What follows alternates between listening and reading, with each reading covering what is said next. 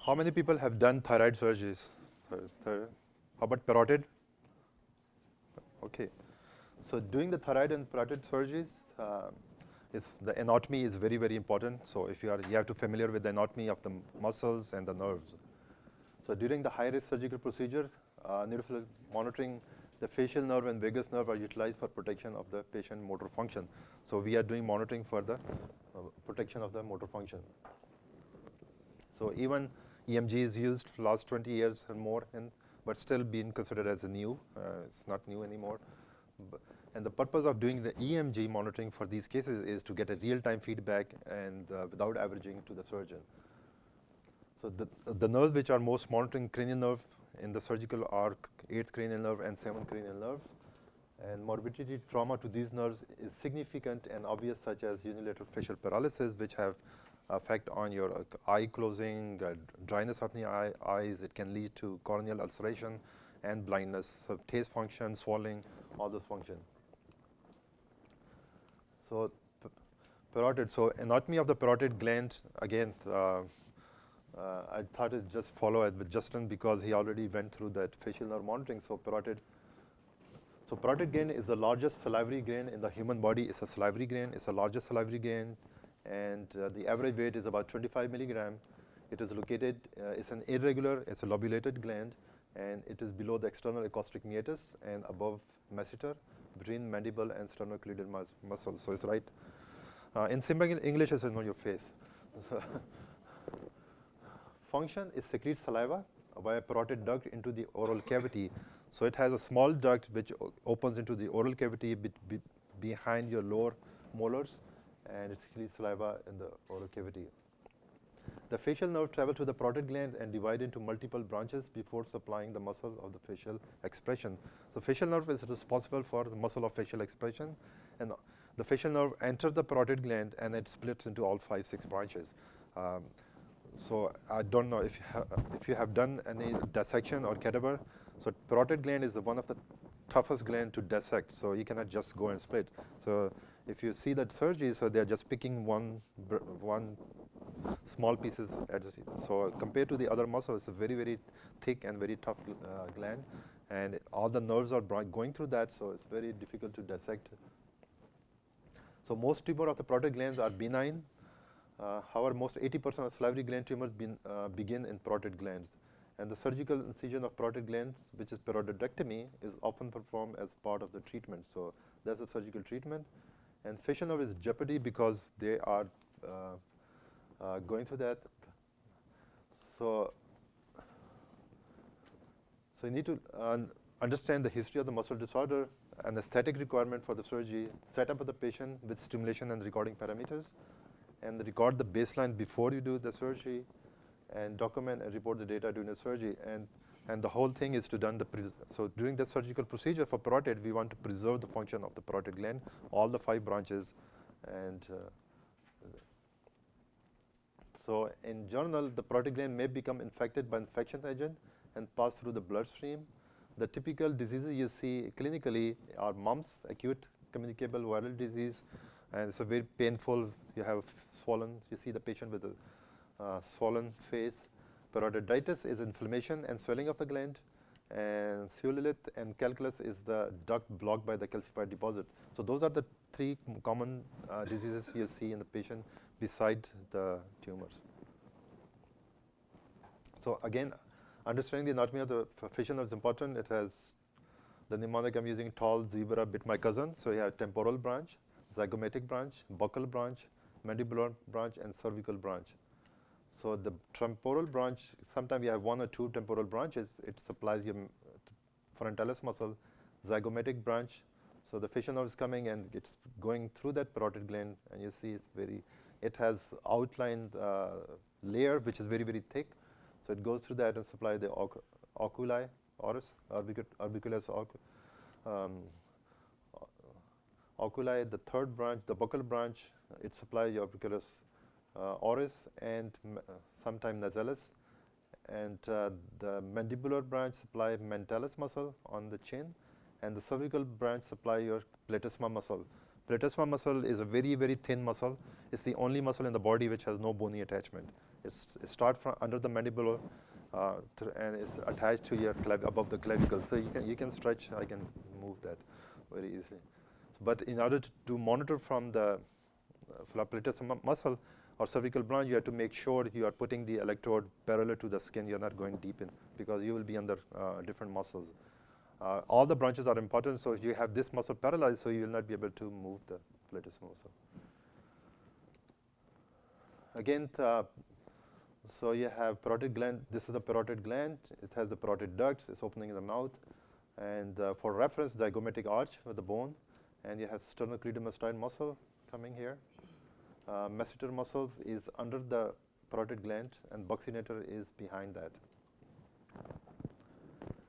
So to start with, if I'm doing parotid surgery, what I do is ask the surgeon, can we stimulate on the skin? So we can stimulate on the surface, monopolar handheld stimulator, and mark with the marker.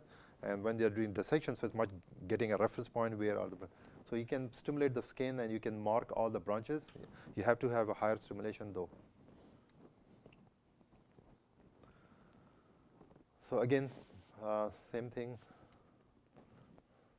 The surgery, the parotidectomy, is a well-established surgical procedure and is performed mostly almost by the ENT and head and neck surgeon. And peripheral branch of facial nerves should be monitored, all the branches. So you cannot just do oculi and oris and say everything because all the branches are at risk.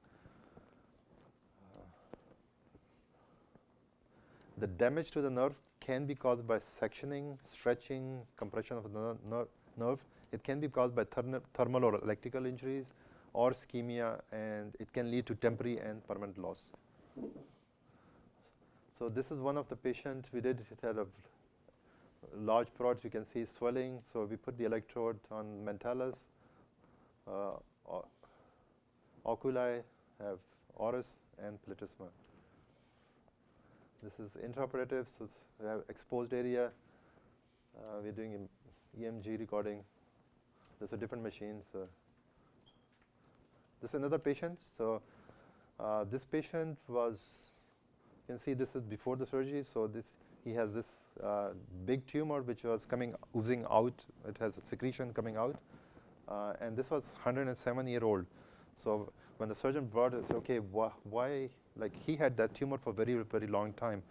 I said, why it took him so long? He said he was afraid of surgery and he didn't want to. And so why he came today, he said he's brought by his kids. But his kids were 95-year-old, one was 95. I said, okay, those are the kids. Okay, so they forced him, this kid, 95-year-old kids forced him to get surgery.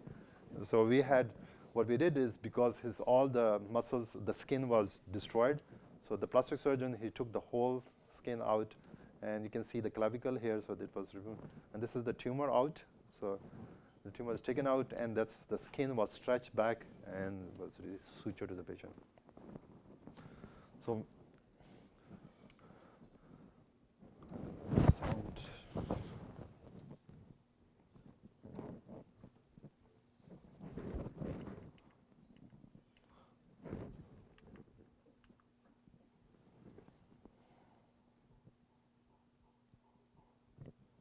So that's the typical EMG sound.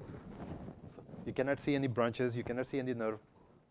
You have to have a loud EMG. So what Dr. Bazar was saying that in the past, like when we were doing EMG, so it was always a sound feedback to the surgeon, and sometimes they say, okay, it's too loud, just turn it off and tell me when you have. But the feedback, so when you have a continuous or regular activity, you cannot just say, okay, activity, you cannot shout. So the audio feedback is very, very good. So, and even you are not monitoring and you are focusing, you're talking to somebody, or you switch your eyes not on the computer, you can still hear that. So you have two feedback. So if the patient has activity there. So going to thyroid surgeries. So again, the thyroid surgery is another very common surgical procedure and has the vagus nerve is at risk. The branches of the vagus nerve at risk are recurrent laryngeal nerve or inferior laryngeal or superior laryngeal nerve. The superior laryngeal and the recurrent laryngeal are both at risk, but 90%, 95% people, they don't even monitor superior laryngeal nerve. You can monitor recurrent laryngeal nerve from vocal cord, and patient can still wake up with a hoarseness of voice because the superior laryngeal nerve is damaged.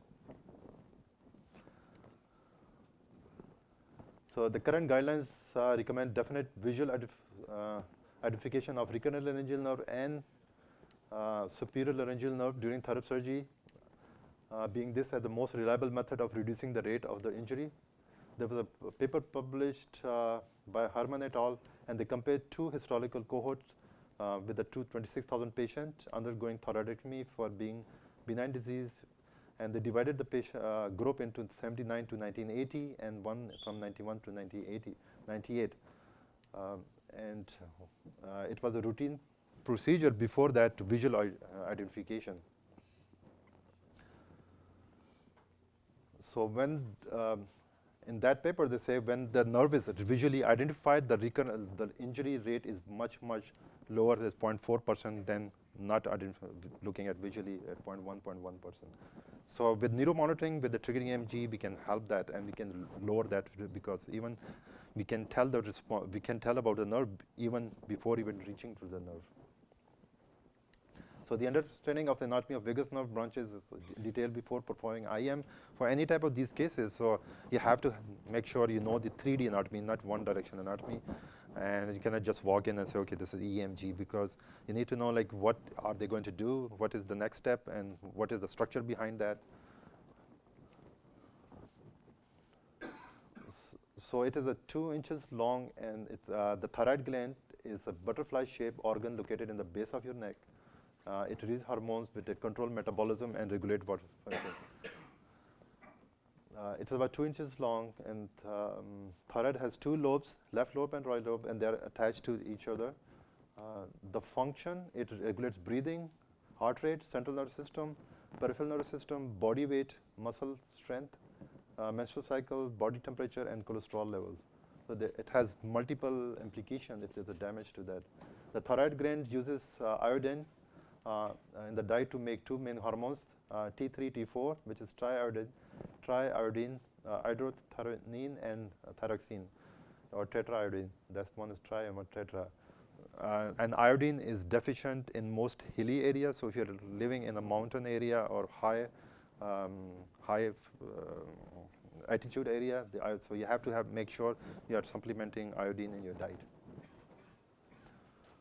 So T3, T3 hormones, they are maintained by two glands in the brain, hypothalamus and pituitary. So if there's a change in hypothalamus and pituitary, that will affect indirectly your thyroid hormone. The hypothalamus produces thyroid stimulating hormone and thyroid stimulating hormone releasing hormone, TRH, and that signals the pituitary to tell the thyroid gland to produce more or less T3 or T4 by either increasing or decreasing the release of hormone called thyroid stimulating hormone.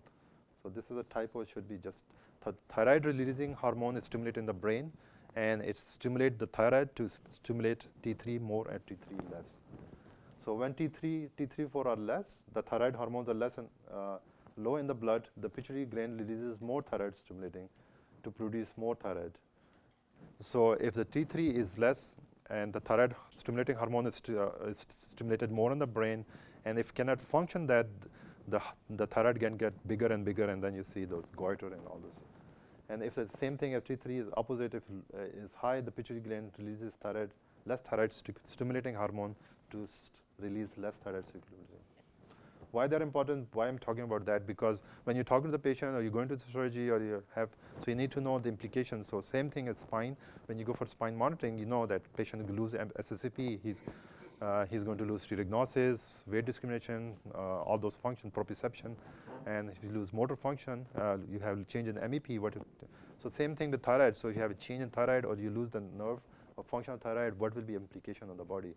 So patient with hyperthyroidism, they have more anxiety, irritability, nervousness, sweating, hand trembling, hair loss, hypothyroidism, trouble sleeping, tiredness, fatigue, dry skin, depression, sensitivity. The problem is, like, when you go through all the list, half of you, I think you're thinking, right now you're thinking that I have a hyperthyroidism, and the other half is thinking that I have hypothyroidism. Don't take it personally. Take home message. So 85% tumors are papillary mixed tumor, 3% of thyroid cancer, and 1% are anaplastic, and 10%, I missed that, 10% are follicular tumors. So those are the 4 different type of main tumor. So the vagus nerve is one of the longer nerve. Vagus means wandering. Start in the brainstem. It goes through the jugular foramen, along with 9 and 11 and jugular vein. It travels down the neck, chest, abdomen, and pelvis. So it's going all the way, and it keeps supplying all the muscles. So voice production is divided. Voice, vocal cords is responsible for voice, and they have 3 major categories for the production. One is power source, vibratory source, and resonator. So the difference between the one is the power source is the breath that supports your sound. Vibratory is the vibration of the true vocal cords, and resonators is to give the richness and tone that makes the voice more musical. So I have something missing here. Thyroidectomy is defined as a surgical procedure performed partially or completely. So you have taking a half gland out, you have partial thyroidectomy, or hemithyroidectomy, or taking full thyroid gland out, total thyroidectomy. So the risk of having in thyroid surgery, you have patient can have vocal cord paralysis and can have voice changes, aspiration, can aspirate more, have pneumonia, aspirated pneumonia, can suffer from airway obstruction, and may have to go for tracheostomy dependence for the rest of his life. So in this picture, you can say unilateral, one-sided vocal loss. So the patient cannot close that one. Only one vocal cord is moving, so that talk. On the other side, both are moving. So recurrent laryngeal nerve supplies motor innervation to all the intrinsic laryngeal muscle except for cricothyroid muscle. The cricothyroid muscle is supplied by the superior laryngeal nerve. So you have the left and right. So the right laryngeal nerve comes down, and it loops around this subclavian artery, and it supplies the left one takes a longer. It loops under the arch of aorta, and then it supplies this. So all the time, that's one of the CNM questions.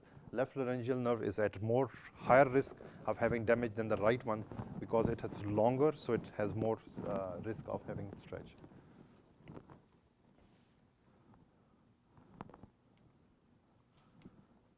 So we have superior laryngeal nerve, which can be recorded by cricothyroid muscles, which is between thyroid and cricoid cartilage, and then vocal cord muscles. So we can record the superior recurrent laryngeal nerve. The superior laryngeal nerve, you cannot put the electrode there. Recurrent laryngeal nerve, we can put the electrode there. So for recurrent laryngeal nerve, we can use either use endotracheal tube from different manufacturer, which has 2 pair of electrode on left side and right side, and this exposed area is all insulated except for this area above the bulb, and that attached to the vocal cord. And this is a picture from the laryngoscope while they're putting, or you can get a sticker which you can wrap around, and you can have a connector, different type of connectors which you can connect. This is a bipolar recording, so you can differentiate between left side and right side. This has a bipolar 2-channel, but you cannot differentiate left and side. It's more sensitive, but less specific. So when you say the guidelines say that visual identification of thyroid gland is important, so that's important, but depending on thyroid, okay. So how do you do that? And also, like, I do MEP too, so you can do continuous MEP and patient doesn't move in these when. So if you have a changes more proximal, so because when you do triggered EMG in thyroid or recurrent or superior, you're just giving information at the time of stimulation and more distal, but you have no idea. So patient like this, you have a risk of damage more proximal to the site of explosion. So so in order to monitor the pathway more proximally, you can run continuously MEP during the surgery. So one of the patients have draped on, so you can see a bulge, make an incision. So the surgeon is exposing.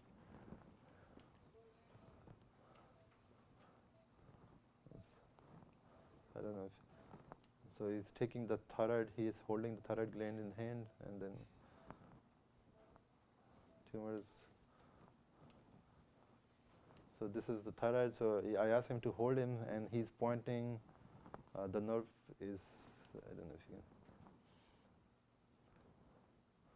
can. I asked him to find the nerve so I can take a picture of the nerve. So it's a big tumor. So there's a different patient. Another patient exposed, the tumor is out. So finding the nerve having a damage on these cases is much higher than the small tumors. Another patient, so you can see the tumor is here, so need to find superior laryngeal and recurrent. The superior laryngeal, what I was saying, you have to ask the surgeon to put the electrode once you open. When you take out when you expose the thyroid gland, they can move the gland on one side and have to put the electrode, the one Justin was saying, those are the ideal electrode, or you have a paired electrode, you can put intraoperatively by the surgeon in the cricothyroid muscle. And once you are done stimulation, they move to the other side, they take the electrode out, recap, and then go to the other side and have to put it again. We cannot do without, because in order to reach the muscle, you have to move the thyroid, you have to expose the thyroid gland. So we can do, what we do is recurrent laryngeal nerve, but by stimulating the endotracheal tube and then giving the electrode, sterile electrode to the surgeon for those. So this is the recurrent laryngeal nerve. So I have tumor exposed. This is a post-op, and we are closing here. So when you're looking at Gray's Anatomy or any other anatomy book, the nerves look very, very nice. You can, like any blind person can tell, not blind, but any person can tell the nerve. But when you are operating, everything is red. Tuck, tuck, tuck, tuck, tuck. It's very easy, monitor. But when you have exposed area, so you have nerves, veins, everything is there. So you have no idea. Everything is red, all bloody. So you need to find it and like squish. So that's why I triggered EMG. And now we have, I think we have recording, going back to recording. Okay, so selection of appropriate modality for given procedure, any procedure. So you have to make sure you are giving the maximum. So we cannot do single modality. We have to have a multimodality. So even a triggered EMG, so monitoring and mapping. So monitoring is like you are continuously stimulation. There are stimulators you can put on the thyroid recurrent laryngeal nerve and stimulate nonstop. You don't have to ask the surgeon. And then you have mapping, which is surgeon is stimulating. So you have to confirm the integrity of both stimulation and recording setup before you start surgery. So the stimulator, so you can tab on the gland and see, okay, or facial nerve, if the recording is working, the sound is good. Test the stimulator before you start stimulating the patient. Obtaining a baseline of EMG responses from the neck, increasing the stimulation until get response. If you're doing direct nerve stimulation, you can go to 1 milliampere or 2 milliampere. And utilize the continuous direct nerve stimulation, and also after post-resection, confirming the integrity of the nerve is still intact. Sometimes the threshold, if the baseline is 0.2 and yet the post-op is 1 milliampere, the patient may have some weakness and definite damage post-operatively. So again, be conscious about active versus passive monitoring. The active monitoring is you are doing continuous monitoring, either doing MEP continuously during the surgery, or doing a triggered EMG by a hook clip electrode versus passive monitoring. Then when you have EMG or train activity and you say, okay, let's stimulate and test the nerve is there or no.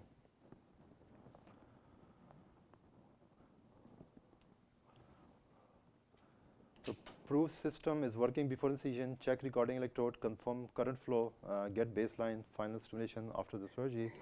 Typical EMG setup, low cut 10 Hertz, high cut 5000. For spontaneous, you keep the sweep very high, minimum 300 Hertz, 500, so 300 millisecond, 500 is good, but many times people you cannot like so squish because you have 300 millisecond per division, you have 3-second window. So if something you miss, it will still be there for 3 seconds. But if you have 10 millisecond per division, the response will be so quick you will not be able to see that. For triggered EMG, you can keep at 1 millisecond per division or 1.5 millisecond. Montage for parotid glands, monitor all the branches because all the branches are at risk. So not one. Temporal branch from frontalis muscle, zygomatic from oculi, buccal from oris, mandibular from mentalis, cervical from platysma. And for thyroid gland, make sure but you have to talk to the surgeon beforehand and tell them, okay, we can, unless he said I don't want superior laryngeal nerve, but there are a lot of paper published on superior laryngeal nerve paralysis and effect on the speech. So again, we're looking for MEPs or EMG, no muscle relaxant, easy, trainer 4. So the goal of monitoring and thyroid and parotid gland is identification of the nerve, tracing the nerve through the tumors, protecting the nerve while they are doing resection and checking the integrity of the nerve post-op.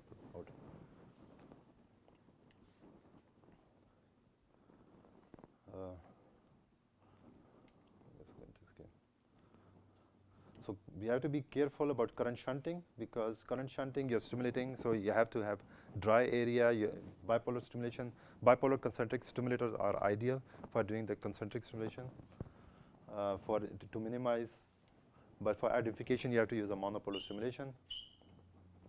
Bipolar stimulator, you can have a side-by-side or bipolar concentric. So concentric is you have the cathode in the middle, negative, and anode is surrounded, so it minimizes the current stimulate. So it has a very high specificity but very low sensitivity. Monopolar, they have a high sensitivity but low specificity. So to find the nerve, it's ideal to find the nerve by monopolar stimulation. But once you find the nerve, you want to track the nerve, you can switch to the bipolar stimulator.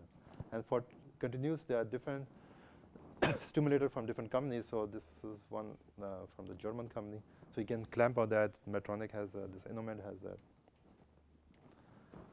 Go to the data. So if you are monitoring all the branches, so you'll have responses. So you're doing triggered EMG. So one of the cases from so you have responses from Autosoft. Again, triggered EMG. So this is 8-channel EMG machine.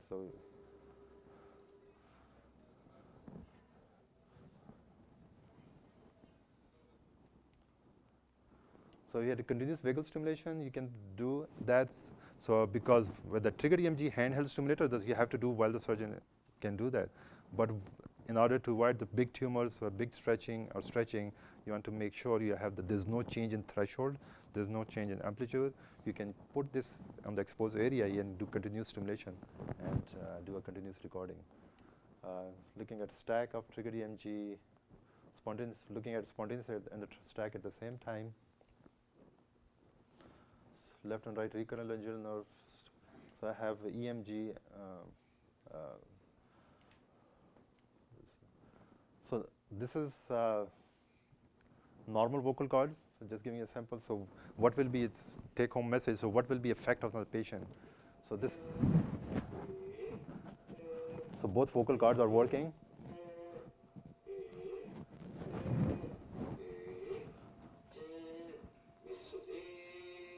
So now, if the patient has a unilateral vocal cord paralysis, he will not or she will not be able to use one side.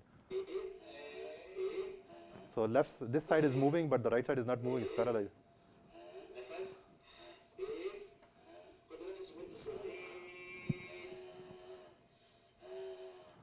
And the patient with the bilateral vocal cord paralysis, nothing is moving. That will be the outcome for the rest of the life.